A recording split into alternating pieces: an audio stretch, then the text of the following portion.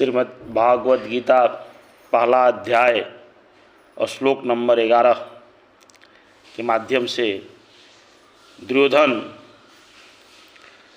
भीष्म पितामह द्वारा संरक्षित अपनी सेना को अजय बताकर अब दुर्योधन सब ओर से भीष्म की रक्षा करने के लिए द्रोणाचार्य आदि समस्त महारथियों से अनुरोध करते हैं।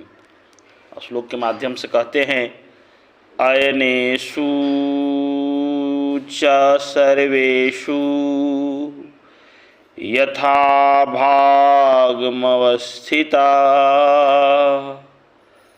भीष्ममेवाभिरक्षन्तु भवन्तः सर्वे एव हि।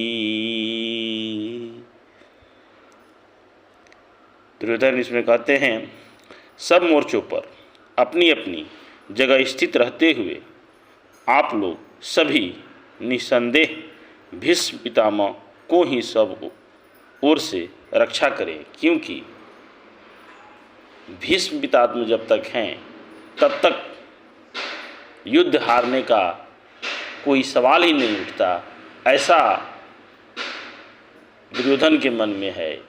सबसे कुरुक्षेत्र के मैदान में कौरवों की सेना में सबसे बहुमूल्य रत्न जो थे वो भीष्म पितामह ही थे। इसीलिए दुर्योधन भीष्म पितामह को किसी भी हाल में संरक्षित चाहता है और अपने सभी सेना में उपस्थित महारथियों से ऐसा अनुरोध करता है कि आप अपनी जगह पर उपस्थित रहते हुए भीष्म पितामह की रक्षा जरूर करें। अब प्रश्न उठता है कि इस श्लोक का क्या तात्पर्य है। तो उत्तर है, भीष्म पितामह अपनी रक्षा करने में सर्वथा समर्थ हैं, यह बात दुर्योधन भी जानते थे, परंतु भीष्म जी ने पहले ही यह कह दिया था कि द्रुपद पुत्र शिखंडी पहले स्त्री था, पीछे से पुरुष हुआ। स्त्री रूप में जन्म होने के कारण मैं उसे अब भी स्त्री ही मानता हूँ।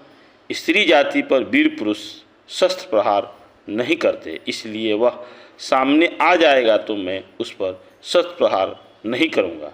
इसलिए सारी सेना के एकत्र हो जाने पर दुर्योधन ने पहले भी सब योद्धाओं सहित दुशासन को सावधान करते हुए विस्तार पूर्वक यह बात समझाई थी। यहाँ भी उसी भय की संभावना से दुर्योधन अपने पक्ष के सभी प्रमुख महारथियों से अनुरोध कर रहे हैं कि आप लोग जो जिस व्यूह द्वार मोर्चे पर नियुक्त हैं सभी अपने अपने स्थान पर दृढ़ता के साथ डटे रहें और पूरी सावधानी बरतें, जिसे किसी भी व्यूह द्वार से शिखंडी अपनी सेना में प्रविष्ट होकर भीष्म पितामह के पास न पहुंच जाए।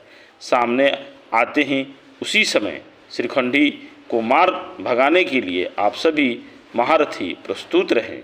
यदि आप लोग शिखंडी से भीष्म को बचा सकें तो फिर हमें किसी प्रकार का भय नहीं है, अन्यथा महारथियों को पराजित करना तो भीष्म जी के लिए बड़ी आसान बात है।